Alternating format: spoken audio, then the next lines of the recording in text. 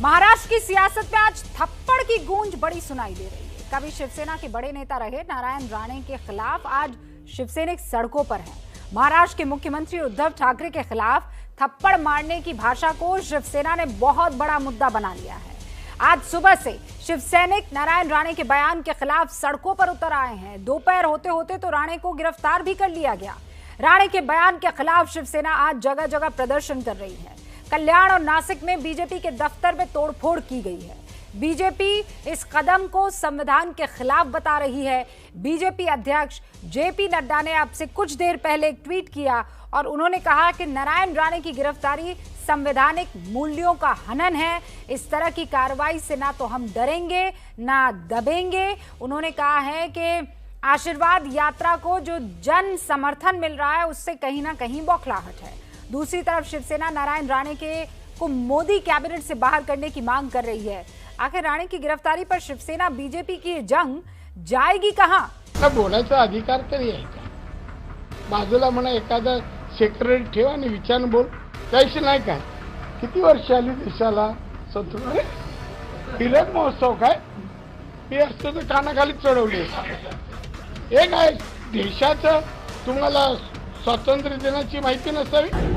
मामला नारायण राणे की गिरफ्तारी तक पहुंच गया। राणे की गिरफ्तारी से पहले महाराष्ट्र के कई शहरों में शिव सैनिक उतरे सड़कों पर।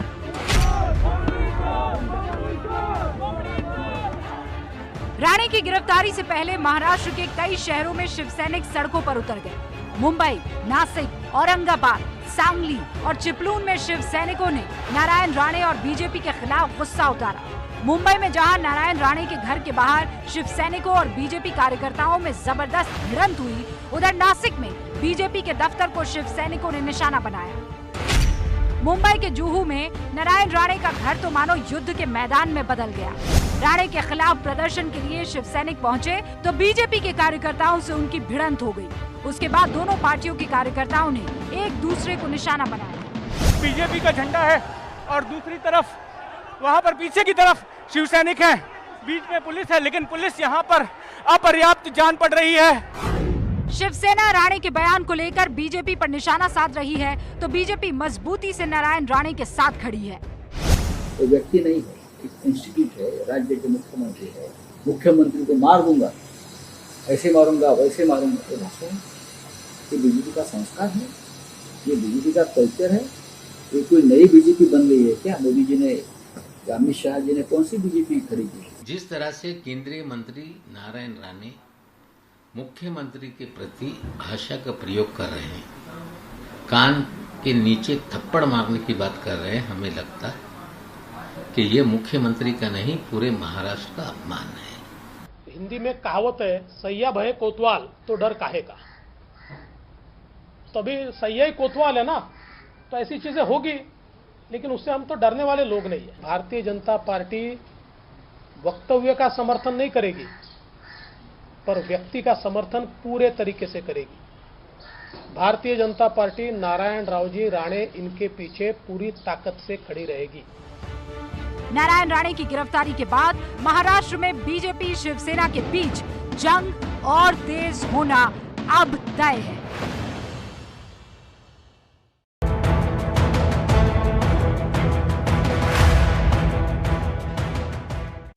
और अब आपको कुछ तस्वीरें दिखा देना चाहती हूँ, एक्सक्लूसिव तस्वीरें अभी हमारे पास आई है जो मैं आपके साथ साझा करने वाली हूँ। ये देखिए, ये उस पुलिस स्टेशन की तस्वीर है जहां पर नारायण राणे को गिरफ्तार करके लाया गया है।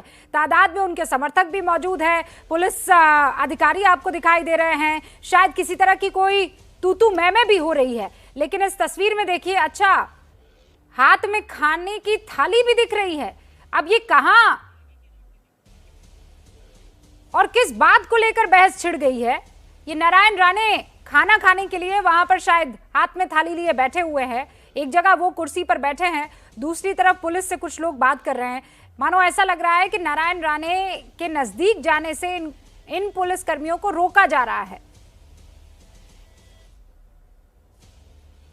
तो ये अब से कुछ देर पहले की तस्वीरें हैं संगमेश्वर रत्नागिरी में। ये जो आशीर्वाद रैली बीजेपी की तरफ से की जा रही है, उसी को संबोधित करने के लिए नारायण राणे रत्नागिरी में मौजूद थे। फिर वहां पर एक टीम पहुंची मुंबई पुलिस की गिरफ्तार करने के लिए। रत्नागिरी के संगमेश्वर से फिर उन्हें गिरफ्तार किया गया। और अभी देखिए सांसद नारायण राणे उस पुलिस स्टेशन में मौजूद हैं। हाथ में खाने की थाली है, रागी की रोटी भी दिखाई दे रही है, कुर्सी पर बैठे हुए, और शायद वही है जो वापस उठते भी हैं। आवाज क्या है वो अभी हमें पता नहीं है, यानी किस बात को लेकर बहस हो रही है, किस बात को लेकर तू मैं पुलिस कर्मियों के बीच में। और शायद ये तमाम जो है वो समर्थक ही दिखाई दे रहे हैं नारायण राणे के। हम और इंतजार करेंगे ताकि जो वीडियो है, वीडियो के साथ ऑडियो भी आप सुन पाए, हम भी सुन पाए कि हो क्या रहा है दरअसल। बहरहाल तो ये जो भी कदम शिवसेना की तरफ से उठाया गया है, ये कदम सही है कि गलत है, और अगर सही है तो फिर अपने पुराने बयानों को शिवसेना क्या निकाल कर देखना पसंद करेगी, इस पर बहस हो जाए। अभिज्ञान प्रकाश नेशनल अफेयर्स एक्सपर्ट मेरे साथ जुड़ चुके हैं। मनीषा कायंदे आपसे कुछ ही देर में हमारे साथ जुड़ेंगी, इस वक्त मुझे स्क्रीन पर दिखाई नहीं दे रही है, वो प्रवक्ता हैं शिवसेना की। अवनिजेश अवस्थी साहब प्रोफेसर दिल्ली यूनिवर्सिटी के, बृजमोहन श्रीवास्तव साहब प्रवक्ता हैं एनसीपी के, प्रदीप सिंह साहब पूर्व संपादक मुंबई जनसत्ता के, और शिवम त्यागी राजनीतिक विश्लेषक इस वक्त आपको स्क्रीन पर दिखाई दे रहे हैं। बृजमोहन श्रीवास्तव जी, शुरुआत में आपसे करना चाहूंगी, आपका रिएक्शन, आपका रिमार्क आज जो कुछ भी हुआ है, खासकर नारायण राणे ने जिस शब्दावली का इस्तेमाल किया या जिस लैंग्वेज का इस्तेमाल किया, मुझे नहीं लगता है कि कोई भी शख्स उस चीज को डिफेंड करेगा। जो उन्होंने किया गलत किया, लेकिन इस तरीके से गिरफ्तार करना, इस पर आपकी प्रतिक्रिया क्या होगी?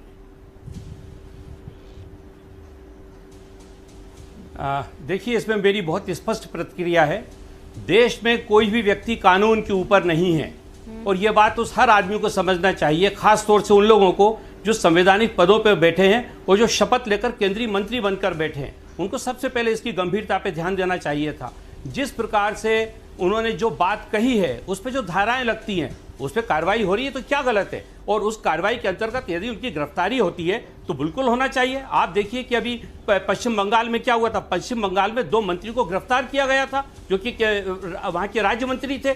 तो अगर कोई भी कानून तोड़ेगा तो उसके खिलाफ सख्त से सख्त कार्रवाई होती है, होनी चाहिए, और लोकतंत्र में यह चीज जरूरी है। मैं आपसे एक बात कहना चाहता हूं रूबिका जी, कि नारायण राणे साहब को, आदरणीय ठाकरे साहब के बयान पे तो बड़ी तकलीफ हुई, लेकिन उस दिन उनको बयान देना चाहिए था जिस दिन आदरणीय देश के प्रधानमंत्री नरेंद्र मोदी जी ने 28 जून 2018 को, जब उत्तर प्रदेश में कबीर की समाधि के ऊपर यह कह दिया कि गोरखनाथ जी, कबीर और गुरु नानक जी एक साथ बैठ के चर्चा करते थे। तथ्यात्मक भूल तो उन्होंने उस समय की थी। अगर एक व्यक्ति ने तथ्यात्मक भूल किए तो क्या आप उसको थप्पड़ मारेंगे? क्या आप उसके साथ फिजिकल वायलेंस करेंगे?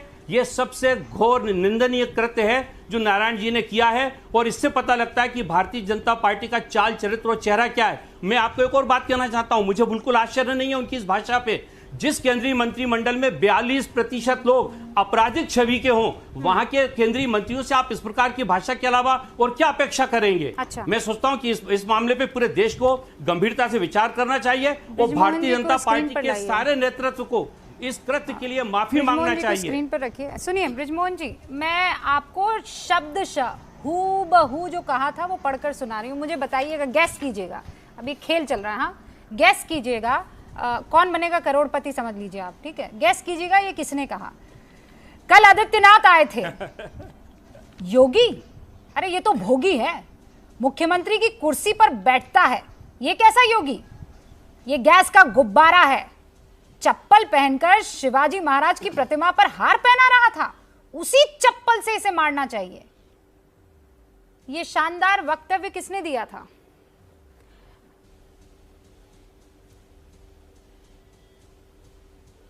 बृजमोहन जी, किसने दिया था? जी कर लिया उन्होंने। बयान किसी का भी हो, नहीं ज्ञान नहीं। इसकी हम लोग निंदा करते हैं। क्योंकि मैं कौन बनेगा करोड़पति वाला मामला चल रहा है। मैं आपसे नहीं सुनिए, मैं ऑप्शन दे देती हूँ। मैं आपसे ये कह रहा हूँ, नारायण राणे। शर्म आ रही है श्रीवास्तव जी? ऑप्शन ए नारायण राणे, ये किसी का भी हो। Option B Uddhav Thackeray, option C Sharad Pawar, Rahul मैं गांधी। क्या बोल रहा हूं आपसे? मैं कह 4 रहा हूं, ऑप्शन दिए, मुझे बताइए। रूबिका जी मैं आपसे ये कह रहा हूं, रूबिका जी मैं आपसे ये कह रहा हूं कि इस प्रकार के शब्दों का जो भी उपयोग करता है उसकी राष्ट्रवादी कांग्रेस पार्टी निंदा करती है, वो कोई भी हो। नहीं, हमारा निंदा कहना है, ये कि अगर एक ने निंदा तो गलती मैं की भी कर है रही तो क्या हूं। दूसरे को गलती करना चाहिए? श्रीवास्तव अगर जी, एक निंदा तो मैं व्यक्ति भी ने कर रही हूं। मैं कह रही हूं यदि गलत जिस शब्दों का तरीके से उपयोग किया है तोड़फोड़ हो तो क्या रही है, दूसरे को भी करना भिड़ंत हो चाहिए? रही है, कोविड प्रोटोकॉल्स तोड़े जा रहे हैं, पुतले जलाए जा रहे हैं, इस तरीके की गिरफ्तारी कि भाई अगर नारायण राणे को आज गिरफ्तार नहीं किया गया होता तो शायद वहां विस्फोटक बरामद होने लगते गली गली मोहल्ले मोहल्ले में। मैं कह रही हूं ये तुरंत कार्रवाई जो हुई है, क्या ये जो बयान जिस शख्स ने दिया है उस पर भी ये कार्रवाई होनी चाहिए थी कि नहीं होनी चाहिए थी? श्रीवास्तव जी जल्दी बस एक लाइन में, जैसा भी ये चप्पल से मारने वाला जो बयान है, शिकायत करें। हाँ होनी चाहिए ना, शिकायत होनी चाहिए। शिकायत करें, हमारी सरकार फैसला करेगी उस पे, वहां पे हम लोग सत्ता में। वंडरफुल, शिकायत करिए ना, वहां पे जाके थाने में रिपोर्ट दर्ज कराएं, निर्णय जी होगा हमारे उस पे। साथ जुड़ चुकी हैं शिवसेना की, कौन इसमें मना कर रहा है? ओके, डिस्कनेक्ट हो गई हैं। आप कह रहे हैं शिकायत करें, मैं अभी इसको सस्पेंस रखूंगी। 26 मई 2018 को ये वक्तव्य आखिर दिया किसने था, फिर पढ़ लेती हूँ। प्रोफेसर साहब अब आपकी बारी है। रागी जी माफ कीजिएगा, आप निजेश जी। कल आदित्यनाथ आए थे, योगी अरे ये तो भोगी है, मुख्यमंत्री की कुर्सी पर बैठता है, ये कैसा योगी? ये गैस का गुब्बारा है, चप्पल पहनकर शिवाजी महाराज की प्रतिमा पर हार पहना रहा है, उसी चप्पल से उसे मारना चाहिए। आप निजेश जी, इनके खिलाफ केस दर्ज होना चाहिए कि नहीं होना चाहिए? रूबिका जी आपने एक वक्तव्य पढ़ा है, मुझे मालूम है आपके पास ऐसे सैकड़ों वक्तव्य होंगे।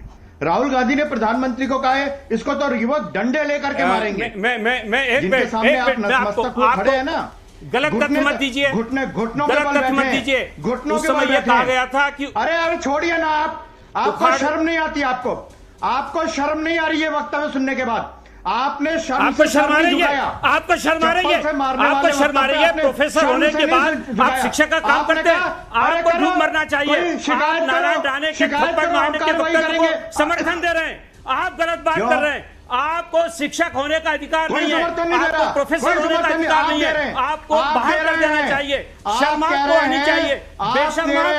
बेशर्मा पे शर्म आपको आनी चाहिए, आपको डूब मरना चाहिए। प्रोफेसर साहब आप गलत बात बोल रहे हैं, आप गलत जानकारी दे रहे हैं। आपका चेहरा जनता देख रही है कि आपको शर्म नाम की भी चीज नहीं है। और मजे की बात यह है, आपका गृह मंत्री, अरे एनसीपी वालों सुन लो, आपका गृह मंत्री जो है उसको इस्तीफा देना पड़ा है इन्हीं पुलिस वालों के चक्कर में।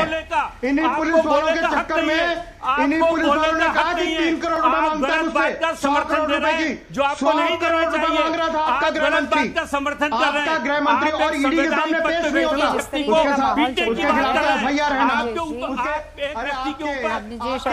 प्रोफेसर अवस्थी, श्रीवास्तव जी सुनिए, अरे भाई जिस तरीके का माहौल चल रहा है, अगर जिस शब्दावली में इस वक्त आप एक दूसरे से बातचीत कर रहे हैं, आप दोनों को गिरफ्तार होना पड़ जाएगा।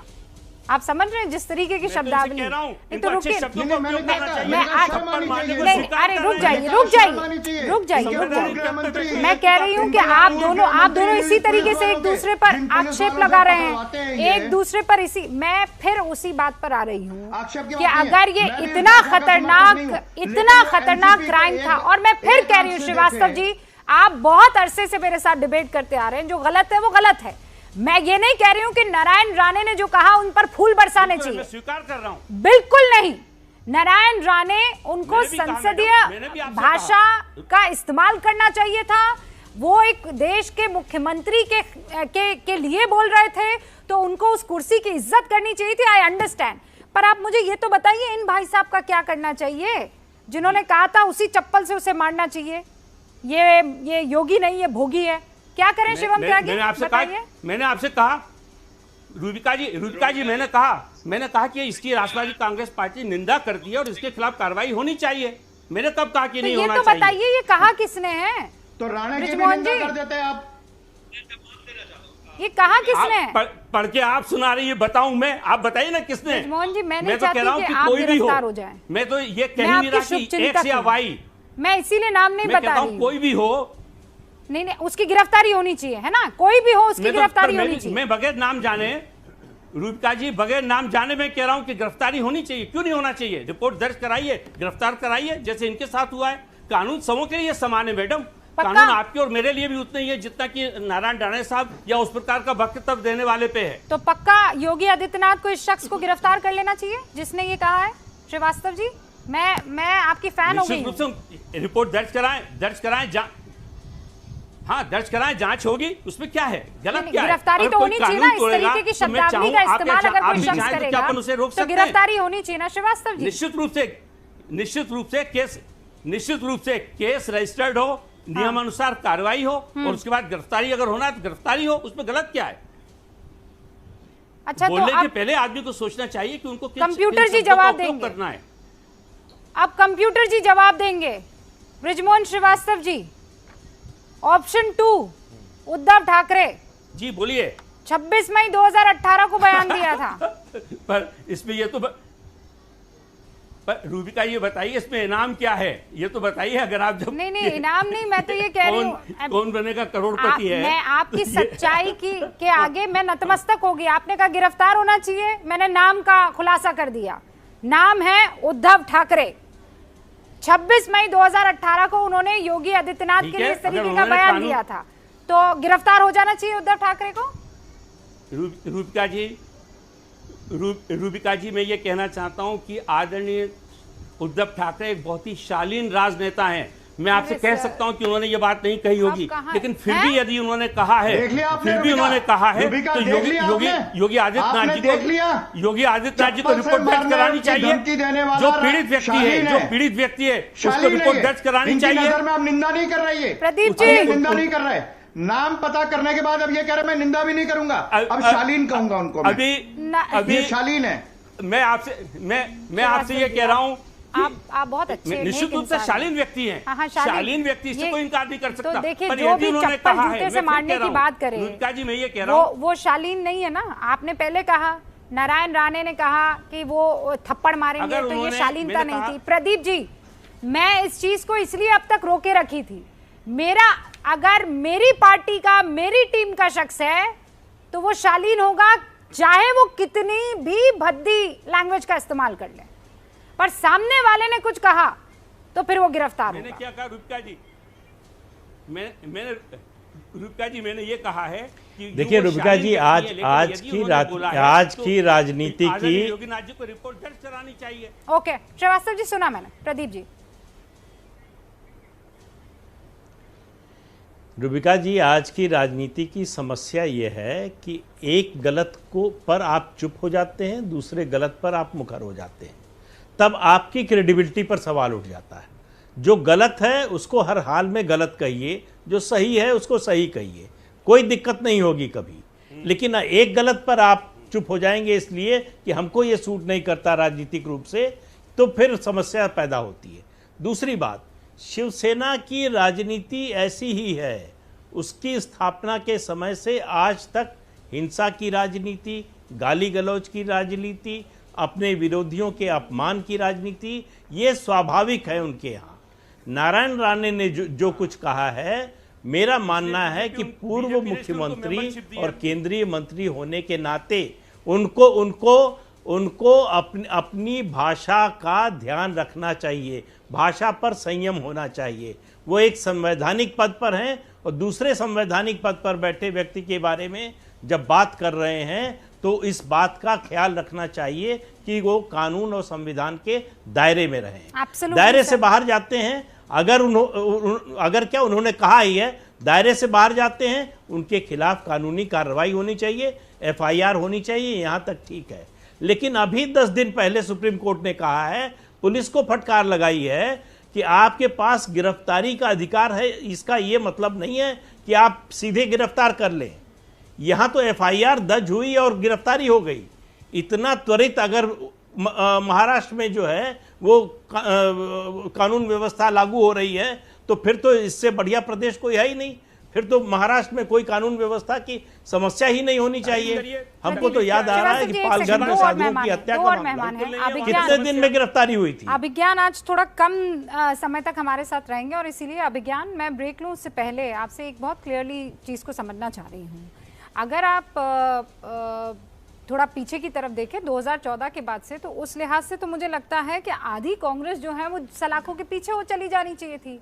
भाई मोदी को लेकर जिस तरीके के उन्होंने शब्दावली का, जिस तरीके की गाली गलौज वाली भाषा का इस्तेमाल किया है, और सिर्फ मैं मोदी की बात नहीं कर रही हूँ, ऐसे ऐसे बहुत से दूसरे राजनीतिज्ञ भी होंगे जिनके लिए इस तरीके की, तो फिर ऐसे तो आधे से ज्यादा जो है नेता सलाखों के पीछे पाए जाएंगे। बहुत वैलिड पॉइंट है यही, इसीलिए तो जब आप पॉलिटिशियन से प्राइवेट कॉन्वर्सेशन में बात करिए तो बड़ा दुख से के साथ नेता लोग बताते हैं, आपको भी बताते होंगे, प्रदीप जी जर्नलिस्ट से कहते हैं अरे भाई पॉलिटिशियन की आलोचना करना बड़ा फैशनेबल हो गया है। अरे क्यों हुआ है? पूरे देश की भाषा का स्तर जो है नेताओं ने इस स्तर पे गिरा दिया, थप्पड़ मार देंगे, चप्पल मार देंगे, इस स्तर पे गिरा दिया। सिलेक्टिव ऑप्शन से आप कार्रवाई करेंगे तो उसके बाद लोग आपसे क्या उम्मीद करेंगे? लोगों को लगता है, सबने इसका पैटर्न बना लिया है कि हम इस तरह से बोलेंगे, ये भड़काऊ बनेगा, इस पर रिएक्शन होगा, इस पर क्लैशेस होंगे। अब देखिए बड़ी मज़ेदार स्थिति, चूंकि महाराष्ट्र इतने साल में रहा, मैंने देखा, प्रदीप जी भी वहाँ रहे। अब शिवसेना, सही कहा प्रदीप जी ने, उसकी तो परंपरा ही ऐसे, लेकिन पुरानी साथी किसकी है? भारतीय जनता पार्टी की। और नारायण राणे कहां से हैं? शिवसेना से। कांग्रेस से होते हुए कहां पहुंचे हैं? बीजेपी में। और यथास्थिति देखिए, जब prime minister Narendra Modi, important point है, जब prime minister Narendra Modi 12 ministers को हटाते हैं तो नारायण राणे जैसे व्यक्ति को अपॉर्चुनिटी मिलती है देश की कैबिनेट में आने की, जो कि प्राइम मिनिस्टर देते हैं। उसके बाद इस तरह की लैंग्वेज, तो ये अक्रॉस द पॉलिटिकल स्पेक्ट्रम देखना पड़ेगा ना। सबको अगर ऐसी ही भाषा का इस्तेमाल करके फिर झंडे लेकर झगड़े करना है और वर्कर्स को आपस में क्लैश करना है, तो फिर ये मत कहिए कि हमारी विश्वसनीयता कहाँ है, फिर ये मत कहिए कि हमारी क्रेडिबिलिटी कहाँ है। क्योंकि लोग, जैसे आप फुटेज अभी आप दिखा रहे हैं, लोग उस फुटेज को देख के कह रहे हैं ना कि भाई किस तरह की लैंग्वेज। और बिल्कुल सही पॉइंट है, अगर ये भाषा किसी उद्धव ठाकरे ने किसी समय पर इस्तेमाल की है या कांग्रेस के किसी लीडर ने की है तो वो भी जस्टिफाइबल नहीं है, बिल्कुल नहीं है, कतई नहीं है, किसी लिहाज से वो सही नहीं है। हाँ, आज 24 अगस्त है। ये मैं 1 अगस्त 2021 का एक और बयान सुना देती हूँ श्रीवास्तव जी। किसी को भी हमें थप्पड़ मारने की भाषा नहीं बोलनी चाहिए, क्योंकि हम इतना जोर से थप्पड़ पलट कर मारेंगे कि दूसरा व्यक्ति अपने पैरों पर खड़ा नहीं हो पाएगा। एक ऐसे पद पर बैठे किसी शख्स के बारे में, यानी किसी राज्य के मुख्यमंत्री के बारे में इस तरीके की बात अगर पूर्व मुख्यमंत्री करे, वो भी तब जब खुद अभी सांसद हैं, तो और ज्यादा गलत हो जाता है। लेकिन एक गलती के पीछे क्या और बड़ी गलतियां होनी चाहिए। मैं ऐसा इसलिए कह रही हूं क्योंकि साथ की जो आप तस्वीरें देख रहे हैं, वो तस्वीरें चिंता में डालने वाली तस्वीरें हैं। संजय गुप्ता जी भी हमारे साथ जुड़ चुके हैं शॉर्ट नोटिस पे। आप हमारे साथ जुड़े संजय जी, बहुत बहुत शुक्रिया और स्वागत है। पहले मैं चाहती हूँ शिवम आप अपनी बात रख लें और उसके बाद शिवसेना के नेता संजय गुप्ता से मैं बातचीत करूंगी। शिवम त्यागी भाई, गलत बात बोली, कानून में इजाजत है कि अगर आप किसी ऐसे शख्सियत के बारे में कुछ अपशब्दों का इस्तेमाल करते हैं तो उनको सलाखों के पीछे डाला जाएगा, उनको गिरफ्तार किया जाएगा, और यही किया। रूबिका जी, बात बिल्कुल सही है। इस देश की लोकतांत्रिक व्यवस्था में जिस तरह से एक मुख्यमंत्री के पास ताकत होती है, वो कुछ भी कर सकता है, लेकिन इसका ये बिल्कुल मतलब नहीं है कि आप इस तरह से आ जाएं। आप मुझे एक चीज बताइए, ये जो करने वाले लोग हैं जिन्होंने इस तरह से नारायण राणे जी को गिरफ्तार किया है, 6 सितंबर 2020 कंगना को कहा गया हरामखोर, 18 सितंबर एक विंग कमांडर को कार्टून शेयर करने की वजह से गिरफ्तार कर लिया गया, शिवसेना के कार्यकर्ताओं ने पकड़ा, मारा, पीटा और उसके बाद उसको गिरफ्तार भी कर लिया गया। आप मुझे एक चीज बताइए, इसके अलावा अगर मैं बात करूं, सामना में 6 सितंबर को छपा, उखाड़ दिया, भाषा देखिए कितनी शानदार है अखबार की, और मैं बहुत आगे जा सकता हूं, लिस्ट बहुत लंबी है। आप मुझे बताइए, समीर ठक्कर नाम के कार्यकर्ता को सिर्फ इसलिए गिरफ्तार कर दिया क्योंकि उसने उद्धव ठाकरे जी के बारे में कुछ कहा। अब मैं बड़ी शालीनता से आपको एक चीज दिखाना चाहता हूं, ये आपकी ट्विटर वॉल है, मेरा ख्याल 50 लोग होंगे जिन्होंने गालियां दी हुई हैं। तो आप मुझे एक चीज बताइए, इस देश के जो नेता राजनेता अपने आप को कहते हैं, उनका ईगो इतना फ्रेजाइल हो गया है कि वो किसी के भी कहने से इस तरह की कार्रवाई करेंगे, और इन रिटर्न इनकी पूरी पार्टी का आधार ही हेट स्पीचेस और गालियां हैं। और ये बिल्कुल मसला नहीं है कि कौन किसका साथी था है या होगा, मसला ये है कि ये जो भाषा बोली जा रही है ये क्या है। आप अखबार में भी ऐसा ही लिखते हैं। उत्तर प्रदेश भारत का हिस्सा है कि नहीं? मैं आपके बीच में बिल्कुल नहीं बोला था, मैं चाहता ही नहीं आप लड़े। आप मुझे एक चीज बताइए, एक विंग कमांडर को इसलिए गिरफ्तार कर लेंगे क्योंकि उसने उद्धव ठाकरे के बारे में कुछ लिख दिया। एक व्यक्ति को सिर्फ इसलिए गिरफ्तार बता दीजिए, अराजकता फैलाएंगे, ऑफिसेस तोड़ेंगे, डंडे बजाएंगे, लाठियां मारेंगे और पुलिस को सिर्फ वहां पर खड़ा कर देंगे दिखाने भर के लिए कि कुछ नहीं हो रहा है। आप मुझे एक चीज बताइए ना, सबके पास इतना अधिकार है, रुबेका जी के भी पास इतना अधिकार है कि जो ट्विटर पे उनको गालियां लिख रहा है वो 1 मिनट में वहां के लोकल डीजी को टैग करेंगी, वो गिरफ्तार हो जाएगा। लेकिन क्या ये वाकई आवश्यक है? और अगर ये सिचुएशन रही तो जैसा कि शुरुआत में कहा गया, पूरा देश जेल में होगा साहब। अब इस सिचुएशन को रिवर्स करके देख लीजिए, राहुल गांधी ने इस देश के प्रधानमंत्री को कहा कि डंडे मारेंगे, देश के प्रधानमंत्री ने बड़ी शालीनता से उसको पॉजिटिव वे में संसद में जवाब दिया कि मैं मजबूत कर रहा हूं। बात राणे पे चल रही है, बात राणे जी पे चल रही है और आप आदरणीय राहुल जी को लेकर आ गए। क्या राज्य की कोई पुलिस राहुल गांधी को गिरफ्तार कर लेती तो सोचिए लोकतंत्र खतरे में पड़ जाता। बगैर राहुल गांधी जी का नाम लिए आपको संतोष नहीं होता। अरे राणे जी पे बात करो, राणे जी पे बात करिए, राणे जी पे क्या कहा है राणे जी ने? संवैधानिक पद पे बैठे हुए व्यक्ति के साथ फिजिकल वायलेंस करेंगे, मारपीट करेंगे। कानून देश में सबके लिए है, राज्य में जो कानून है वो सबके लिए है ना श्रीवास्तव जी। मैं दोबारा नहीं, फिर मैं कह रही हूँ, मैं अपनी बिगिनिंग में ये बात कह चुकी हूँ, अंत में भी यही बात कहूंगी और बीच में जब हम कॉन्वर्सेशन कर रहे हैं तब भी यही बात कहूंगी। नारायण राणे जो कह रहे हैं, जो कहा है वो गलत है और उसको कोई भी फेवर नहीं कर सकता। और इसीलिए संजय गुप्ता जी, अब मेरा सवाल आपसे है, तो जिस शब्दावली का, जिन शब्दों का, जिस लैंग्वेज का उन्होंने इस्तेमाल किया, उस लैंग्वेज के बिना पर आपने उनको गिरफ्तार किया, ठीक है संजय जी? ठीक है, ठीक है, आपकी बात समझ रहा हूं मैं। तो उसी लैंग्वेज के तर्ज पर फिर योगी आदित्यनाथ को भी उद्धव ठाकरे को गिरफ्तार कर लेना चाहिए। किस बात पर? किस बात पर? अच्छा हाँ, आप तो उस वक्त जुड़े नहीं थे ना जब हम लोग क्विज खेल रहे थे, ठीक है, तो मैं आपके लिए भी वो सवाल पढ़े देती हूँ। फिर सवाल नहीं, ये एक डायलॉग है जो आया है, बताइए ये डायलॉग किसने बोला था? कल आदित्यनाथ आए थे, योगी अरे ये तो भोगी है, मुख्यमंत्री की कुर्सी पर बैठता है, ये कैसा योगी है, ये गैस का गुब्बारा है। चप्पल पहनकर शिवाजी महाराज की प्रतिमा पर हार पहना रहा था, उसी चप्पल से इसे मारना चाहिए। ये किस कवि ने लिखा है? बयान में बिल्कुल मैंने इस बयान को देखा भी है, सुना भी है और मैं इस बयान के विषय में भी जानता भी हूँ। इस तरह की बात का इनडायरेक्टली वे में कहना वो एक अलग चीज होती है। इनडायरेक्टली वे में कहना कि अगर कोई इस तरह का कोई तरीका करता है तो उसके साथ ही होना चाहिए। नहीं, बीच में मत बोलिए शिवम त्रिपाठी जी, आप बहुत बोलते हो, आप बोलते हो ऐसे जैसे फार्मूला 1 के रेस चलती है ना, हमारी बात फिर जा ही नहीं पाती। अपनी बात को तो आपने कह दिया। संजय जी, संजय जी, हाँ। देखिए, एक तो होता है इनडायरेक्टली वे में अपनी बात को कहना। अब जैसे प्रधानमंत्री महोदय विषय में भी राहुल गांधी जी ने कहा कि जिस तरह से वो नीतियां कर रहे हैं और नहीं कर रहे हैं, उसके बाद ऐसा हो सकता है कि देश के लोग ऐसा डंडा करें। हालांकि हम उसका भी समर्थन नहीं करते, लेकिन वो भी इनडायरेक्टली वे में था। एक होता बिल्कुल, और फिर एक दूसरा कार्टून बनाने पर भी इन्होंने कहा, एक होता कार्टून बनाना, जो कार्टून किसी के लिए किसी तरह का बनाया जा सकता है। नहीं सुना करो त्रिपाठी जी, आप शिवम जी, आपकी बड़ी गंदी आदत है ये। नहीं, आप नॉन स्टॉप बोलने के बावजूद भी ना बीच में बोलते हो। आपने जवाब नहीं दिया ना किसी भी चीज का। आप मुझे ये चीज बताइए, अगर कोई कार्टून शेयर करेगा, ओपनिंग रिमार्क तो देने दीजिए संजय जी को, पहले अपनी बात तो रख लें। संजय जी जो हैं वो हमने कहा, उनसे रिक्वेस्ट की और वो फौरन हामी भर गए थे, तो मैं उनको एक्स्ट्रा इस चीज के लिए वक्त दूंगी। हाँ सर बताइए।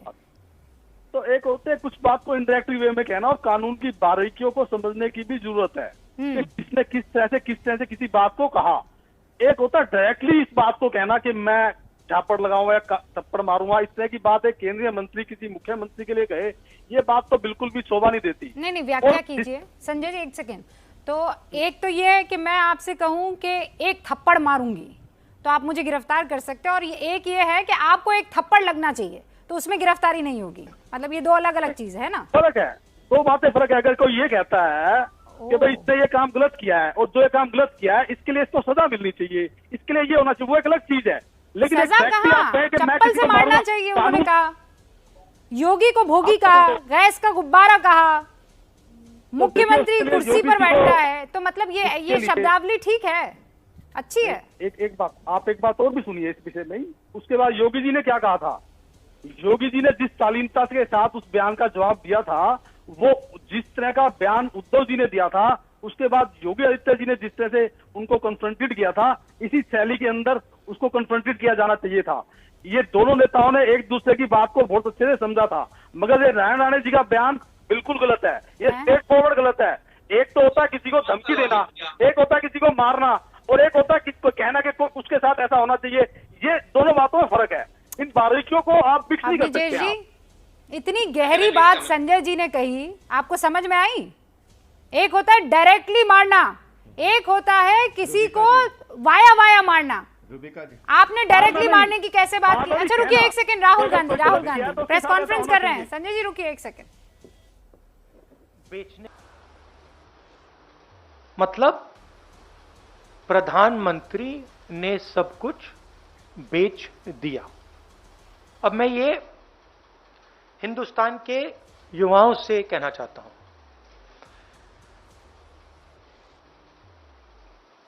आपके हाथ से रोजगार छीना, कोरोना में आपकी मदद नहीं की, आपके जो किसान माता पिता हैं उनके लिए 3 स्पेशल कानून बनाए, और आज मैं यहां यह पढ़ना चाहता हूं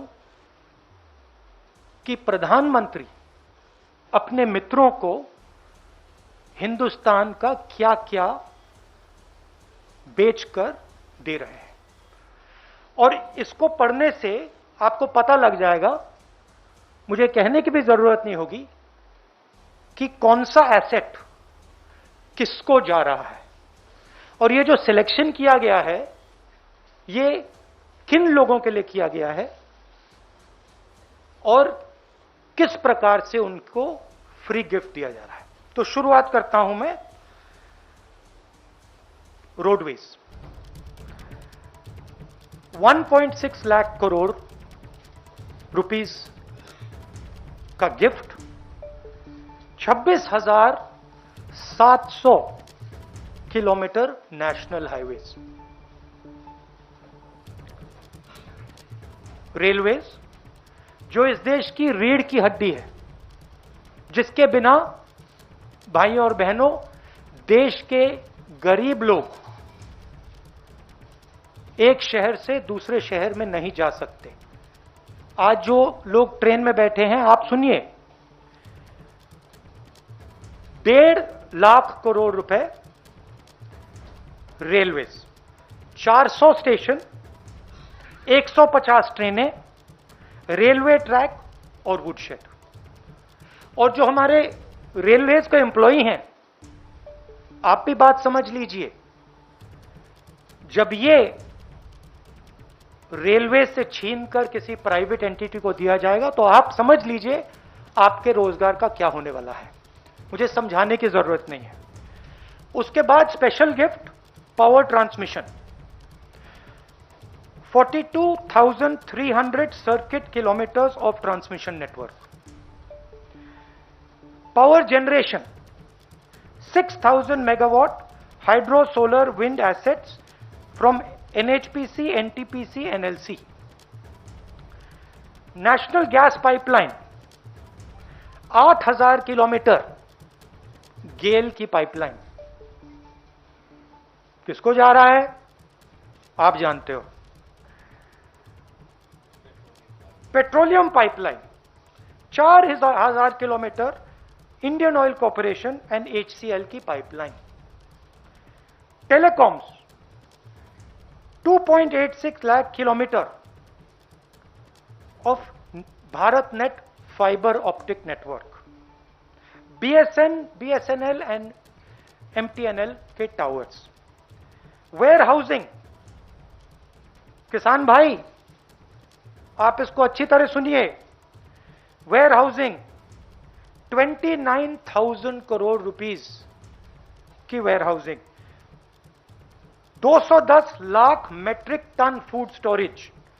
भाइयों और बहनों, आपको मालूम होगा कि ये 2010 लाख मेट्रिक टन स्टोरेज किसको जारी है, कहने की जरूरत नहीं है। Mining, 160 coal mines, 761 mineral blocks, airports 21,000 lakh crore, 21,000 crore sorry, 25 airports किसको जा रहा है आपको मालूम।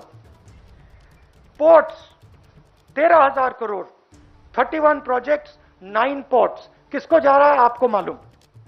Stadium 11,000 crore, 2 national stadium. अब देखिए ये जो एसेट्स हैं इनको बनाने में 70 साल लगे हैं और इनको बनाने में हिंदुस्तान की जनता ने लाखों करोड़ रुपए अपना पैसा डाला है।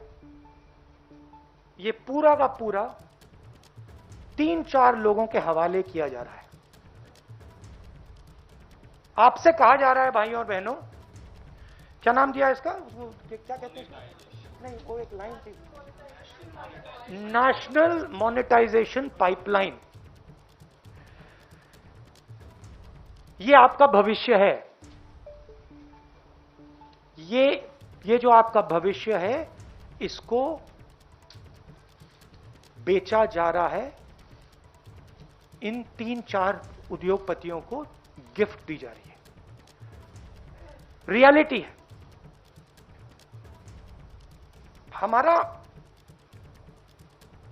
हम प्राइवेटाइजेशन के खिलाफ नहीं है, हमारा प्राइवेटाइजेशन का लॉजिक था। लॉजिक मैं आपको बता देता हूं। सबसे पहले जो स्ट्रेटेजिक इंडस्ट्रीज हैं उनको प्राइवेटाइज नहीं करा जाता था। इसमें से रेलवेज स्ट्रेटेजिक इंडस्ट्री हम मानते थे। स्ट्रेटेजिक क्योंकि ये हिंदुस्तान की रीढ़ की हड्डी है, स्ट्रेटेजिक क्योंकि ये लाखों करोड़ों लोगों को ट्रांसपोर्ट देती है। तो राहुल गांधी का बड़ा आरोप कह रहे हैं कि सरकार अपने 3-4 मित्रों को गिफ्ट दे रही है और इसीलिए इन पब्लिक प्रॉपर्टीज को बेचा जा रहा है।